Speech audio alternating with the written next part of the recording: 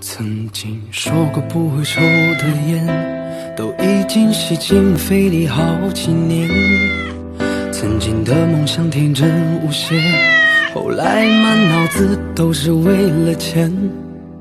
每年生日闭眼许的愿，能有几个可以灵验？人总会变，抱歉。